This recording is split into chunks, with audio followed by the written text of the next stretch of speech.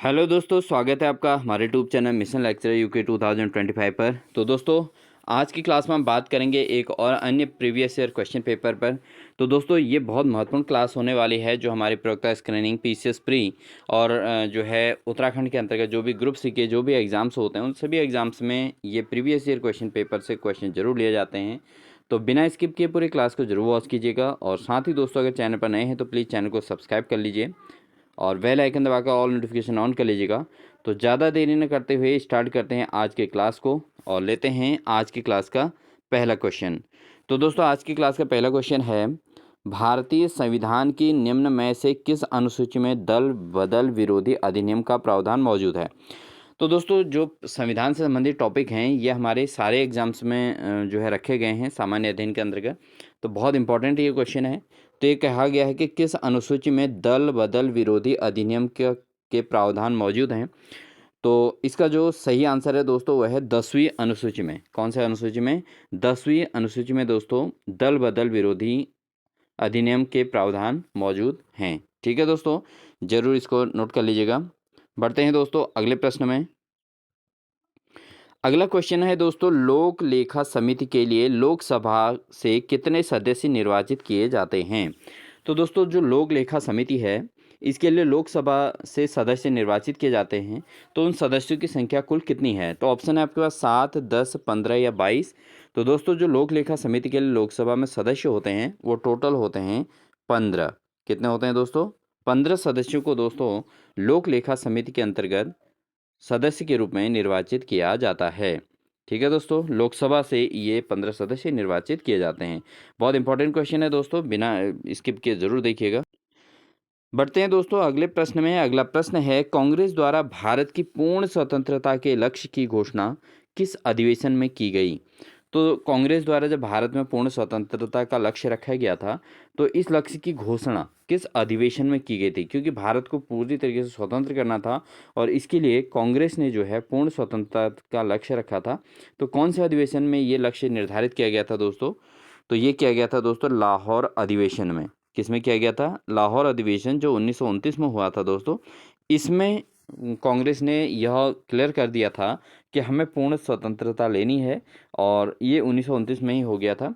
लेकिन फिर उसके बाद तमाम संघर्षों के बाद 15 अगस्त 1947 को भारत पूरी तरीके से स्वतंत्र होने की घोषणा कर दी गई थी। ठीक है दोस्तों, बढ़ते हैं दोस्तों अगले प्रश्न में। क्वेश्चन नंबर 4 है, भारत की संविधान सभा द्वारा राष्ट्रगान जन गण मन का हिंदी प्रारूप कब अपनाया गया था। तो जो भारत की संविधान सभा है दोस्तों, भारत की जो संविधान सभा थी उसके द्वारा जनगण जो राष्ट्रगान जो है सबसे पहले जनगण मन का जो हिंदी प्रारूप आया था तो वो कब अपनाया गया था दोस्तों? तो ऑप्शन है 26 नवंबर 1949, 24 जनवरी 1950, 17 नवंबर 1947 या 9 दिसंबर 1946। तो कब इसको अपनाया गया था दोस्तों? ये अपनाया गया था दोस्तों 24 जनवरी 1950 को। तो 24 जनवरी 1950 को दोस्तों राष्ट्रगान जो है जनगण मन का हिंदी प्रारूप जो है अपना लिया गया था। ठीक है दोस्तों, तो कौन सा ऑप्शन सही होगा इसका? ऑप्शन नंबर होगा दोस्तों बी, इसका ऑप्शन सही हो जाएगा। ठीक है दोस्तों, 24 जनवरी 1950 को हिंदी प्रारूप में जन गण मन को जो है अपनाया गया था संविधान सभा के द्वारा। उम्मीद है दोस्तों आपको क्वेश्चन समझ में आ रहे होंगे। बढ़ते हैं दोस्तों अगले प्रश्न में। निम्नलिखित में से कौन भारत के मानवाधिकार आयोग के प्रथम अध्यक्ष थे। तो दोस्तों, भारत में जो मानवाधिकार आयोग के जो प्रथम अध्यक्ष थे वो कौन थे? ऑप्शन है न्यायमूर्ति M.N. चलैया और या न्यायमूर्ति J.S. वर्मा, न्यायमूर्ति रामास्वामी या न्यायमूर्ति रंगनाथ मिश्रा। तो दोस्तों, भारत के मानवाधिकार आयोग के प्रथम अध्यक्ष कौन थे? तो वह थे दोस्तों रंगनाथ मिश्रा। ठीक है दोस्तों, कौन थे? रंगनाथ मिश्रा दोस्तों, न्यायमूर्ति रंगनाथ मिश्रा जो थे दोस्तों ये जो है भारत के अंतर्गत मानवाधिकार आयोग के प्रथम अध्यक्ष रहे हैं। ठीक है दोस्तों, बढ़ते हैं दोस्तों अगले प्रश्न में। अगला प्रश्न है, नव सृजित केंद्र शासित प्रदेश जम्मू और कश्मीर का प्रथम उपराज्यपाल निम्न में से कौन था। तो दोस्तों, जो केंद्र शासित प्रदेश जम्मू और कश्मीर है इसके प्रथम उपराज्यपाल कौन थे? तो ऑप्शन है राधा कृष्ण माथुर, गिरीश चंद्र मुर्मू या मनोज सिन्हा या सत्यपाल मलिक। तो दोस्तों जो केंद्र शासित प्रदेश जम्मू और कश्मीर है उसमें जम्मू कश्मीर को जब केंद्र शासित प्रदेश बनाया गया तो उस समय जो है उपराज्यपाल किसे नियुक्ति किया गया था, तो ये हैं दोस्तों गिरीश चंद्र मुर्मू। किसको बनाया गया था दोस्तों? गिरीश चंद्र मुर्मू को दोस्तों यहाँ पर जम्मू कश्मीर के लिए प्रथम उपराज्यपाल का दर्जा मिला था। बढ़ते हैं दोस्तों अगले प्रश्न में। अगला प्रश्न है chief of defence staff CDS तीनों सेनाओं की सेवाओं के विषय में किसके सैन्य सलाहकार हैं? तो दोस्तों जो चीफ ऑफ डिफेंस स्टाफ होते हैं सीडीएस जो होते हैं वो तीनों सेनाओं में से कौन से सेना जो है सेनाओं सेवाओं के विषय में सबसे किसके सैन्य सलाहकार होते हैं दोस्तों? तो यहाँ पर ऑप्शन है भारत के राष्ट्रपति, भारत के प्रधानमंत्री, भारत के रक्षा मंत्री या भारत के गृह मंत्री। तो बहुत सामान्य सा क्वेश्चन है दोस्तों। जो चीफ ऑफ डिफेंस स्टाफ होता है वो तीनों सेनाओं के लिए होते हैं और इसका जो है इन सेवाओं के विषय में कौन सैन्य सलाहकार के रूप में कार्य करते हैं किसके लिए? ये भारत के रक्षा मंत्री के। ठीक है, तो जो सीडीएस होते हैं भारत के रक्षा मंत्री के सैन्य सलाहकार के रूप में कार्य करते हैं दोस्तों। ठीक है दोस्तों, बढ़ते हैं अगले प्रश्न में। अगला प्रश्न है दोस्तों अंतर्राष्ट्रीय श्रम संगठन की स्थापना किस वर्ष हुई थी? तो जो दोस्तों इंटरनेशनल जो श्रम संगठन है अंतर्राष्ट्रीय लेवल का उस संगठन की स्थापना किस वर्ष हुई थी? तो ऑप्शन है 1919, 1920, 1921 या 1922। तो अंतर्राष्ट्रीय श्रम संगठन की स्थापना किस वर्ष हुई थी? तो दोस्तों ये हुई थी 1919 में। कब हुई थी? 1919 में जो है अंतर्राष्ट्रीय श्रम संगठन की स्थापना कर दी गई थी दोस्तों। तो ये सारी चीज़ें दोस्तों भारत की स्वतंत्रता से पूर्व की स्थितियां हैं। तो 1919 में ही अंतर्राष्ट्रीय श्रम संगठन की स्थापना कर दी गई थी। अगला क्वेश्चन है दोस्तों संपत्ति का अधिकार निम्न में से कौन सी श्रेणी में सम्मिलित है? तो संपत्ति का जो अधिकार है दोस्तों वो कौन सी श्रेणी में आता है? ठीक है दोस्तों, तो ऑप्शन है आपका कानूनी अधिकार, मौलिक अधिकार, प्राकृतिक अधिकार या मानव अधिकार के अंतर्गत। तो दोस्तों यहाँ पर मौलिक अधिकार में तो संपत्ति के अधिकार को नहीं रखा गया है, बट यहाँ पर प्राकृतिक अधिकार भी नहीं है और मानव अधिकार भी नहीं है। दोस्तों संपत्ति का अधिकार जो है वो कानूनी अधिकार के अंतर्गत है। अगर जो है एक लिमिट से अधिक संपत्ति होती है तो कानून उस पर अपना जो है अधिग्रहण कर सकती है या उस पर कार्रवाई कर सकती है कि आखिर ये संपत्ति कहाँ से आई या किस मद से जो है इसको जनरेट किया गया है। ठीक है दोस्तों, तो ये कानूनी अधिकार के अंतर्गत आता है संपत्ति का अधिकार। बढ़ते हैं दोस्तों अगले प्रश्न में। निम्न में से कौन क्षेत्रीय परिषद की अध्यक्षता करता है? तो इनमें से कौन क्षेत्रीय परिषद की अध्यक्षता करता है? तो बहुत महत्वपूर्ण क्वेश्चन है। भारत के प्रधानमंत्री, भारत के गृह मंत्री, क्रमानुसार क्षेत्रों के मुख्यमंत्री या भारत के वित्त मंत्री। तो कौन क्षेत्रीय परिषद की अध्यक्षता करता है दोस्तों? तो ये करते हैं दोस्तों केंद्रीय जो क्षेत्रीय परिषद की अध्यक्षता करते हैं वो करते हैं भारत के गृह मंत्री। ठीक है, कौन करते हैं दोस्तों? भारत के गृह मंत्री के द्वारा जो है क्षेत्रीय परिषद की अध्यक्षता की जाती है।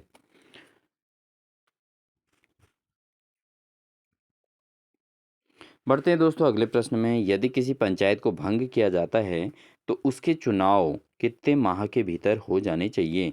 तो दोस्तों अगर जो पंचायत होती है अगर उसका हम भंग कर देते हैं तो चुनाव कितने माह के भीतर हो जाने चाहिए?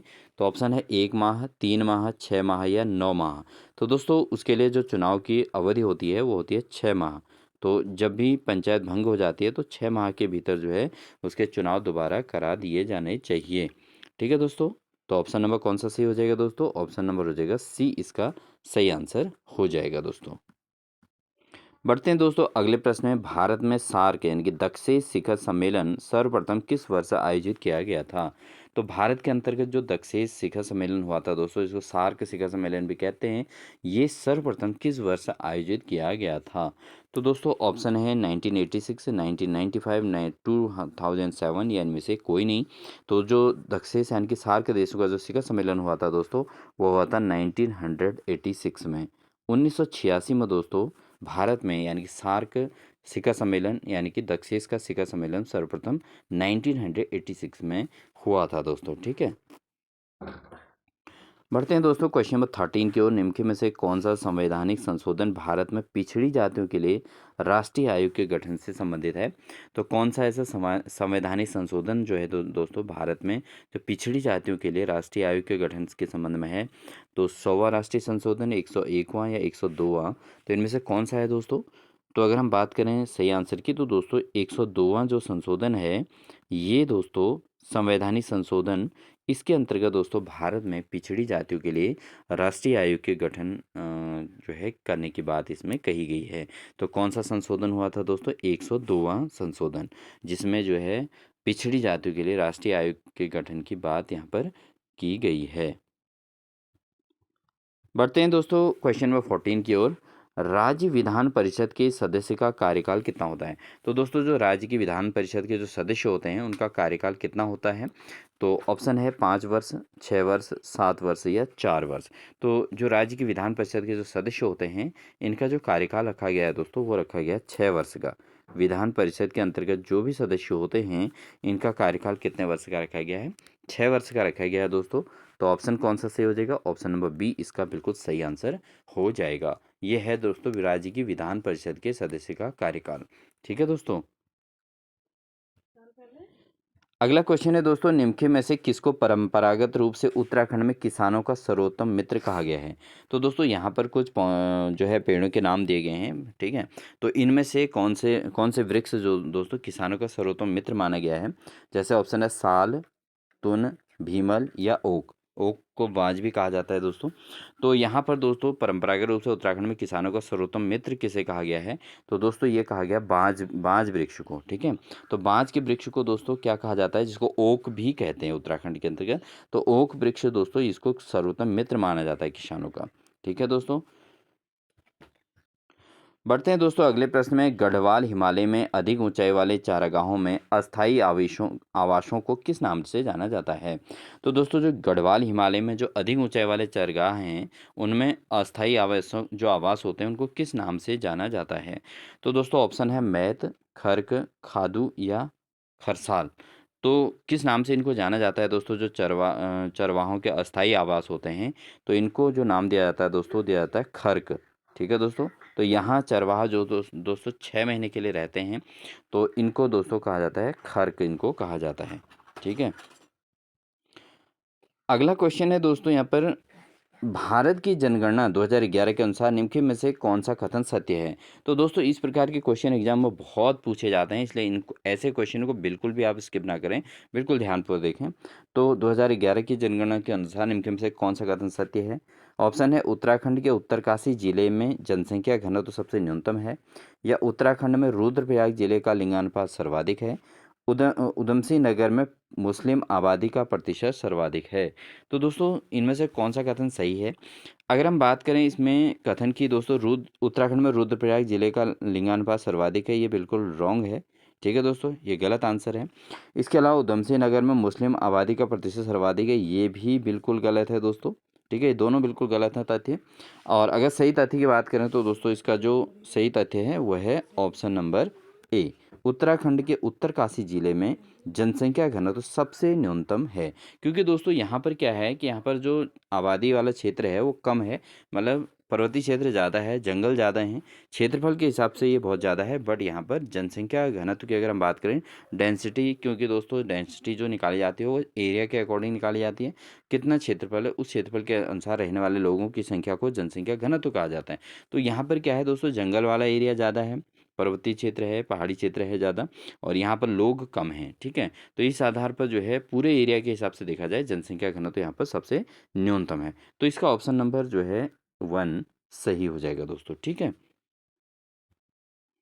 बढ़ते हैं दोस्तों अगले प्रश्न में। अगला प्रश्न है, उत्तराखंड के किस राष्ट्रीय पार्क को 2015 में प्रोजेक्ट टाइगर स्कीम में सम्मिलित किया गया है? तो दोस्तों उत्तराखंड के किस पार्क को 2015 में प्रोजेक्ट टाइगर स्कीम में सम्मिलित किया गया है? तो ऑप्शन है जिम कॉर्बेट राष्ट्रीय पार्क, राजाजी राष्ट्रीय पार्क, गोविंद राष्ट्रीय पार्क या गंगोत्री राष्ट्रीय पार्क। तो किसे जो है प्रोजेक्ट टाइगर स्कीम में सम्मिलित किया गया है? तो ये किया गया है दोस्तों राजाजी नेशनल पार्क को। ठीक है, राजाजी नेशनल पार्क को दोस्तों जो है प्रोजेक्ट टाइगर स्कीम के अंतर्गत जो है सम्मिलित किया गया है। और ये कब किया गया दोस्तों? ये किया गया 2015 में। इसको आप जरूर नोट कर लीजिएगा। राजाजी नेशनल पार्क को प्रोजेक्ट टाइगर स्कीम के अंतर्गत 2015 में दोस्तों जो है इसको सम्मिलित किया गया था। बढ़ते दोस्तों अगले प्रश्न में। अगला प्रश्न हमारे पास है, कुल जनसंख्या में अनुसूचित जनजाति की जनसंख्या के प्रतिशत, यानी कि 2011 की जब जनगणना हुई थी उनके अनुसार जिलों को अवरोही क्रम में सुव्यवस्थित किया गया है, सही विकल्प का चयन कीजिए। तो दोस्तों अगर हम यहाँ पर देखें तो हमें जो विकल्प मिले हैं ऊधम सिंह नगर, देहरादून, पिथौरागढ़ और चमोली। तो यहाँ पर क्या किया गया है दोस्तों, जो अनुसूचित जनजाति की जनसंख्या का जो प्रतिशत है उसके अनुसार जिलों को अवरोही क्रम में रखा है। तो अवरोही में क्या होता है दोस्तों, जहाँ पर अनुसूचित जनजाति सबसे ज़्यादा होगी वो जिला सबसे पहले आएगा, ठीक है। उसके बाद उससे कम वाला, फिर उससे कम वाला, फिर उससे कम, तो मतलब इस तरीके से आपने देखना है। तो अगर यहाँ पर हम देखें तो यहाँ पर जो ऑप्शन मिले हैं दोस्तों वो मिले हैं इस तरीके से, 4 ऑप्शन मिले हैं और अब आप इनको देख सकते हैं बहुत आसानी से। अगर हम बात करें दोस्तों अनुसूचित जनजाति की बात करें तो ऊधम सिंह नगर सबसे आगे है, जहाँ पर जनसंख्या अनुसूचित जनजाति की जो है सबसे ज़्यादा है, ठीक है। तो ये तो ऊधम सिंह नगर वाले आपके पास 2 ऑप्शन है दोस्तों, अब यहाँ पर थोड़ा ये समझना ज़रूरी है। उसके बाद आता है देहरादून और फिर देहरादून के बाद यहाँ पिथौरागढ़ दिया है, यहाँ चमोली दिया है दोस्तों। तो अगर हम इसमें बात करें अनुसूचित जनजाति के प्रतिशत की, तो इसमें जो है पिथौरागढ़ में चमोली से ज़्यादा हैं दोस्तों, ठीक है। तो पिथौरागढ़ में अगर चमोली से ज़्यादा हैं तो देहरादून तो दोनों में है, ये ऑप्शन सही दोनों में होगा। बट जो पिथौरागढ़ और चमोली में दोस्तों, पिथौरागढ़ में ज़्यादा जो अनुसूचित जनजाति की जनसंख्या प्रतिशत वो ज़्यादा है, तो यानी कि इसका ये ऑप्शन सही हो जाएगा। तो ऑप्शन नंबर ए जो दोस्तों इसका बिल्कुल राइट आंसर बनता है। ऊधम सिंह नगर सबसे ज़्यादा, उससे कम देहरादून, उससे कम पिथौरागढ़ और उससे कम है दोस्तों चमोली में, ठीक है। उम्मीद है दोस्तों आपको क्लास पसंद आ रही होगी, और क्लास पसंद आ रही है तो प्लीज़ वीडियो को लाइक ज़रूर कर दीजिए, और साथ ही अगर आप हमारे चैनल पर नए हैं तो दोस्तों चैनल को सब्सक्राइब भी ज़रूर कर लीजिएगा। बढ़ते हैं अगले प्रश्न में। अगला क्वेश्चन है दोस्तों, दूर्मी ताल उत्तराखंड के निम्न में से किस जनपद में स्थित है? तो दोस्तों जो दूर्मी ताल है वो उत्तराखंड के किस जनपद में स्थित है? ऑप्शन है नैनीताल, चमोली, रुद्रप्रयाग या पिथौरागढ़। तो दोस्तों जो आपने अगर उत्तराखंड के तालों का अध्ययन किया है तो उत्तराखंड में बहुत ज़्यादा ताल हैं चमोली में, ठीक है दोस्तों। इस चीज़ का आप ध्यान दें, जब भी एग्जाम में अगर आपका अन्य ऑप्शन में किसी में भी अगर आपको लगता है कि ये इस जगह पर नहीं है तो चमोली वाला ऑप्शन आपका सही होने के चांस पूरे हैं, ठीक है। तो दूर्मी ताल दोस्तों उत्तराखंड में किस जनपद में स्थित है? तो सही आंसर होगा इसका चमोली दोस्तों, ठीक है। ऑप्शन नंबर 20 का राइट आंसर हो जाएगा। लेते हैं दोस्तों नेक्स्ट क्वेश्चन को। अगला क्वेश्चन है, जनपदों की को महिला साक्षरता दर के अनुसार आरोही क्रम में सुव्यवस्थित किया गया है, सही विकल्प का चयन करें। तो दोस्तों यहाँ पर जो जनपद हैं इनको महिला साक्षरता दर के अनुसार आरोही क्रम में व्यवस्थित किया गया है। तो साक्षरता दर आरोही क्रम का मतलब होता है दोस्तों कि जिसमें सबसे कम जनसंख्या है, साक्षरता महिला साक्षरता है, उसको सबसे पहले लिखेंगे, ठीक है। तो उसको आरोही क्रम कहा जाता है। जो सबसे ज़्यादा साक्षरता वाला होगा उसको सबसे लास्ट में लिखा जाए, तो इसको कहते हैं आरोही क्रम। अगर यहीं पर अवरोही आएगा तो दोस्तों अवरोही में क्या होता है कि जिसमें सबसे ज़्यादा होगा वो पहले लिखना पड़ेगा। तो यहाँ पर आरोही का मतलब बढ़ते क्रम होता है, अवरोही का मतलब घटते क्रम होता है। तो हम इसमें देखते हैं कि आरोही क्रम में सबसे ज़्यादा किसका है, तो ऑप्शन तो आपको दिए ही हैं, वही 4 ज़िले हैं, उत्तरकाशी, ऊधम सिंह नगर, चमोली और नैनीताल। यही 4 ज़िले हैं दोस्तों, इन्हीं को आपस में व्यवस्थित करना है। तो आरोही क्रम में अगर हम बात करें तो महिला साक्षरता के दृष्टिकोण से उत्तरकाशी सबसे पहले है, और उसके बाद दोस्तों जो आरोही क्रम में अगर हम देखें तो महिला साक्षरता के हिसाब से उत्तरकाशी सबसे पहले इसलिए लिखा जा रहा है क्योंकि यहाँ पर महिला साक्षरता सबसे कम है दोस्तों, ठीक है। उसके बाद ऊधम सिंह नगर, ऊधम सिंह नगर का उत्तरकाशी से थोड़ा ज़्यादा है दोस्तों। और फिर उसके बाद आता है महिला साक्षरता चमोली, जो ऊधम सिंह नगर से भी ज़्यादा है जहाँ पर महिला साक्षरता। और चौथे नंबर पर हम लेते हैं दोस्तों नैनीताल को। नैनीताल का अगर हम महिला साक्षरता दर देखें तो इन चारों में सबसे ज़्यादा नैनीताल में ही है दोस्तों महिला साक्षरता। उम्मीद है आपको अच्छे से समझ में आ गया होगा क्या होता है आरोही क्रम और क्या है अवरोही क्रम, ठीक है दोस्तों। बढ़ते हैं दोस्तों एक अन्य क्वेश्चन पे, निम्नलिखित सरिताओं में कौन सी गिरथी नदी की सहायक नदी है? तो दोस्तों इसमें से कौन सी नदी जो है गिरथी नदी की सहायक नदी है, ये हमको बताना है। ऑप्शन है कियोगाड़, कलसा नदी, बौर नदी या रानी धारा। तो कौन जो है गिरथी नदी की सहायक नदी है ये हमको एग्जैक्ट बताना है। तो वो है दोस्तों कियोगाड़। कियोगाड़ दोस्तों ये गिरथी नदी में गिरती है, मतलब जो एक कियोगाड़ है दोस्तों, एक्चुअली दोस्तों क्या होता है जो नदी का छोटा रूप होता है उसको गाड़ कहा जाता है। और कियो गाड़ दोस्तों यहाँ पर जो है उत्तराखंड के अंतर्गत इसको गाड़ कहा जाता है, कुमाऊं क्षेत्र और गढ़वाल क्षेत्र में कहीं कहीं पर। तो दोस्तों गिरथी नदी की सहायक नदी है कियो गाड़, ठीक है दोस्तों। उम्मीद है आपको समझ में आ गया होगा। बढ़ते हैं दोस्तों अगले प्रश्न में। अगला महत्वपूर्ण क्वेश्चन है, पौधारोपण हेतु मैती आंदोलन किसने प्रारंभ किया था? तो दोस्तों पौधारोपण के लिए जो मैती आंदोलन की जो शुरुआत की थी कि किसके द्वारा की गई थी? ऑप्शन है भगत सिंह रावत, कल्याण सिंह रावत, सुंदरलाल बहुगुणा, मोहन सिंह नेगी। तो दोस्तों किसके द्वारा मैती आंदोलन प्रारंभ किया गया था? तो इसका जो सही आंसर है दोस्तों कल्याण सिंह रावत, इनके द्वारा ये मैती आंदोलन शुरू किया गया था। और इसके अंतर्गत क्या था दोस्तों, जो भी बालिकाएं जो भी जो है नवविवाहित लड़कियां दोस्तों जो होती महिलाएं होती थी और होती हैं, उनको जो है मायके में आके अपने वहाँ पे एक पौधारोपण करना होता था।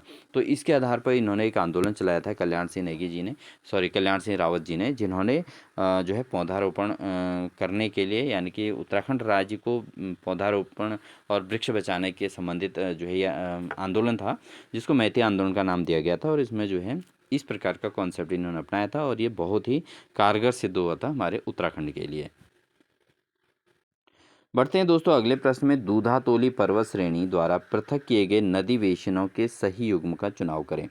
तो दोस्तों यहाँ पर जो दूधातोली पर्वत श्रेणी द्वारा पृथक किया गया नदी बेसिन है, इसका सही चुनाव करना है। ऑप्शन है भागीरथी और विलंगना बेसिन, नयार और अगलार बेसिन, या पिंडर या रामगंगा और रामगंगा बेसिन, या भिलंगना या और मंदाकिनी बेसिन। तो दूधातोली पर्वत श्रेणी द्वारा पृथक किए गए जो नदी बेसिन है वो कौन सा है दोस्तों इसमें से? तो ये दोस्तों जो दूधातोली की बात है, दूधातोली पर्वत है, ये पर्वत दोस्तों पिंडर और रामगंगा बेसिन को जो है इनको जो है पृथक करने वाला है। ठीक है, बढ़ते हैं दोस्तों अन्य क्वेश्चन पे। उत्तराखंड में बांज बुरास के पौधे हैं, तो दोस्तों ये किस प्रकार के पौधे हैं? जो बांज और बुरास के पौधे हैं उत्तराखंड के अंतर्गत, वो किस प्रकार के पौधे हैं? ऑप्शन है उपोष्ण कटिबंधीय वनों की विशेषता, या उप उच्च पर्वतीय वनों की विशेषता, या समशीतोष्ण वनों की विशेषता, या उपरोक्त सभी। तो दोस्तों किस प्रकार के बांज बुरास के जो पौधे हैं वो किस प्रकार के वृक्षों के अंतर्गत आते हैं? तो ये दोस्तों ये आते हैं समशीतोष्ण वनों की, ये एक विशेषता होती है। और इसी प्रकार के पौधों में ये जो है बांज और बुरास के पौधे भी काउंट होते हैं दोस्तों। तो ऑप्शन नंबर इसका सी इसका सही आंसर हो जाएगा दोस्तों। बढ़ते हैं दोस्तों अगले प्रश्न में। अगला प्रश्न है, राष्ट्रीय उद्यानों में आनुवंशिक विविधता का रख रखाव किया जाता है। तो राष्ट्रीय उद्यानों में जो आनुवंशिक विविधता का रख रखाव किसके द्वारा किया जाता है, किस तरीके से किया जाता है? तो ऑप्शन है इन सीटू संरक्षण द्वारा, या एक्स सीटू संरक्षण द्वारा, या जीन पूल द्वारा, या उपरोक्त में से कोई नहीं। तो दोस्तों यहाँ पर जो इसका जो सही आंसर है वह है इन सीटू संरक्षण द्वारा। तो इन सीटू संरक्षण जो है दोस्तों ये क्या है, इसके द्वारा जो राष्ट्रीय उद्यान हैं उनके अंतर्गत आनुवंशिक विविधता का रखरखाव किया जाता है। बढ़ते हैं दोस्तों अगले प्रश्न में, भारतवर्ष का प्रथम राष्ट्रीय उद्यान कौन सा है? तो भारतवर्ष के अंतर्गत जो प्रथम राष्ट्रीय उद्यान है कौन सा है दोस्तों? ऑप्शन है नंदा देवी राष्ट्रीय उद्यान, जिम कॉर्बेट राष्ट्रीय उद्यान, राजाजी राष्ट्रीय उद्यान, या कान्हा राष्ट्रीय उद्यान। तो इनमें से दोस्तों कौन सा राष्ट्रीय उद्यान भारत का सबसे प्रथम राष्ट्रीय उद्यान है? तो ये है दोस्तों जिम कॉर्बेट राष्ट्रीय उद्यान, क्योंकि सबसे पुराना राष्ट्रीय उद्यान है दोस्तों ये 1936 में 1936 में दोस्तों ये राष्ट्रीय पार्क जो है, पहला पार्क 1936 में हैली नेशनल पार्क के रूप में स्थापित हुआ था दोस्तों। इसका नाम क्या था पहले? Hailey National Park. ठीक है, क्या नाम था दोस्तों? हैली नेशनल पार्क के नाम से ये स्थापित किया गया था, जिसे जिम कॉर्बेट राष्ट्रीय उद्यान के रूप में हम जानते हैं। और ये दोस्तों उत्तराखंड में आपको पता ही है, उत्तराखंड के अंतर्गत नैनीताल जिले के अंतर्गत आता है। हालांकि जो जिम कॉर्बेट राष्ट्रीय उद्यान है दोस्तों ये आपका नैनीताल और पौड़ी दो जिलों के साथ ये पूरी तरीके कनेक्टेड है। फिर भी नैनीताल जिले में ज़्यादा होने के कारण इसको नैनीताल जिले में माना जाता है दोस्तों। ठीक है, और रामनगर क्षेत्र के अंतर्गत इसका जो है क्षेत्र घिरा हुआ है ज़्यादा। बढ़ते हैं दोस्तों एक अन्य क्वेश्चन पे, निकिल कैडमियम NiCd बैटरी का प्रयोग होता है। तो दोस्तों जो निकिल और कैडमियम की जो बैटरी होती है वो किस किस लिए यूज़ होती है? तो ऑप्शन है कैलकुलेटर में, या कॉर्डलेस इलेक्ट्रॉनिक उपकरण में, या ट्रांजिस्टर में, या उपरोक्त में से सभी में। तो दोस्तों जो निकल कैडमियम की जो बैटरी होती है दोस्तों ये एक महत्वपूर्ण बैटरी है जो सभी प्रकार के सिस्टम को ऑपरेट करने में हेल्पफुल होती है। तो ये है दोस्तों ऑप्शन उपयुक्त सभी में, यानी कि कैलकुलेटर में भी यूज़ होती है, कॉर्डलेस इलेक्ट्रॉनिक उपकरण में भी होती है, ट्रांजिस्टर में भी होती है। ये सभी में दोस्तों ये निकल कैडमियम बैटरी का प्रयोग किया जाता है। बढ़ते हैं दोस्तों आज की क्लास के अंतिम क्वेश्चन में, कौन सा कथन नाभिकीय विखंडन से संबंधित नहीं है? तो दोस्तों इनमें से कौन सा कथन जो है नाभिकीय विखंडन से संबंधित नहीं है?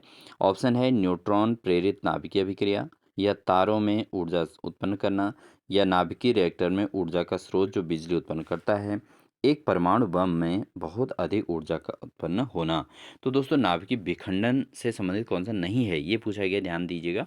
नाभिकीय विखंडन आपको समझाएं तो दोस्तों नाभिकीय विखंडन वह प्रक्रिया होती है जिसमें एक भारी नाभिक दो हल्के न्यूट्रॉन की बमबारी की जाती है। जब दोस्तों आपने साइंस में पढ़ा होगा कि जब न्यूट्रॉन जब किसी रेडियो एक्टिव पदार्थ यानी कि यूरेनियम वगैरह में अगर न्यूट्रॉन डाला जाता है या न्यूट्रॉन जो है उस पर अटैक होता है न्यूट्रॉन का, तो ऐसे में क्या होता है वो विखंडित हो जाता है। ठीक है, क्योंकि उसका द्रव्यमान संख्या बढ़ जाती है और वो विखंडित हो जाता है। विखंडित होने का मतलब है दोस्तों वो दो या दो से अधिक पार्टिकल्स में टूट जाता है। ठीक है, तो ऐसी कौन सी अभिक्रिया है, इनमें भी ऐसी अभिक्रियाएं हैं। तो कौन सी अभिक्रिया ऐसी है जो जो उससे नहीं है, उससे रिलेट नहीं करती। तो दोस्तों अगर हम न्यूट्रॉन पारित नाभिकीय अभिक्रिया की बात करें तो दोस्तों ये तो मैंने आपको बता ही दिया है कि न्यूट्रॉन द्वारा पारित अभिक्रिया को हम नाभिकीय विखंडन कहते हैं। ये तो बिल्कुल विखंडन को रिप्रेजेंट करता है। उसके अलावा नाभिकीय रिएक्टर में ऊर्जा स्रोत जो बिजली उत्पन्न करता है, तो नाभिकीय रिएक्टर में अगर कार्य होगा तो दोस्तों नाभिकीय विखंडन जरूर होगा, ये भी सही है। एक परमाणु बम में बहुत अधिक ऊर्जा का उत्पन्न होना। तो दोस्तों जो एटम बम होते हैं जिनको लेकर विभिन्न देश अपना जो है वो करते हैं कि भाई हम उड़ा देंगे, ये वाली बात होती है दोस्तों। ठीक है, तो आप समझ ही सकते हैं जब युद्ध होते हैं तो यही सब कुछ होता है। हालांकि इसको ऑथोराइज नहीं किया गया है। तो ऐसी स्थिति में क्या है, परमाणु बम दोस्तों आपका नाभिकीय विखंडन की प्रोसेस पे ही है। क्योंकि परमाणु बम जब टूटेगा दोस्तों क्या होगा, उसके इतने छोटे छोटे पार्टिकल भी एक बम की तरह कार्य करते हैं और ये बहुत सारे देशों को एक साथ धराशायी कर सकता है। तो इतना इफेक्टिव होता है। तो यहाँ पर भी विखंडन की प्रक्रिया होती है, यानी कि छोटे छोटे पार्टिकल्स में टूटना, और प्रत्येक पार्टिकल जो है एक नए बम की तरह बिहेव करता है। तो इस तरीके का होता है नाभिकीय विखंडन। तो यहाँ पर कौन सा है दोस्तों, इसका जो है तारों में उत्पन्न ऊर्जा का उत्पन्न होना, ये कोई नाभिकीय विखंडन को रिप्रेजेंट नहीं करता है दोस्तों। ठीक है, तो दोस्तों ये थी हमारी आज की क्लास। उम्मीद है आपको हमारी क्लास अच्छी लगी होगी, और क्लास अच्छी लगी तो वीडियो को लाइक ज़रूर कीजिएगा। साथ ही इसी प्रकार के लगातार आपको क्लासेस देखने को मिलेंगे, इसलिए आप हमारे चैनल पर लगातार जुड़े रहिए और चैनल को सब्सक्राइब कर लीजिएगा, बेल आइकन दबाकर ऑल नोटिफिकेशन ऑन कर लीजिएगा। साथ ही दोस्तों आपने अगर हमारे प्लेलिस्ट में क्लासेस नहीं देखे तो प्लीज़ एक बार प्लेलिस्ट में जाके जरूर क्लासेस देखिएगा, आपको बहुत अच्छी लगेंगी और आपकी तैयारी अच्छी प्रिपेयर हेल्पफुल होगी आपके लिए। प्रोक्टर स्कैन PCS प्री और ग्रुप सी के व्यक्ति सहायक, कनिष्ठ सहायक, RO ARO जो भी एग्जाम्स हैं दोस्तों, उसमें सामान्य ज्ञान उत्तराखंड सारा सिलेबस सब में एक जैसा दे रहे हैं। उत्तराखंड पुलिस के अभ्यर्थी हों चाहे कोई भी हो, तो सबके लिए सिलेबस एक जैसा दिया गया है। तो इसलिए जो है आप हमारे चैनल पर लगातार क्लासेस को वॉच कीजिएगा। प्रीवियस ईयर क्वेश्चन पेपर भी कराए गए हैं। तो इन्हीं सभी बातों के साथ मिलते हैं दोस्तों आप नेक्स्ट बेहतरीन क्लास के साथ।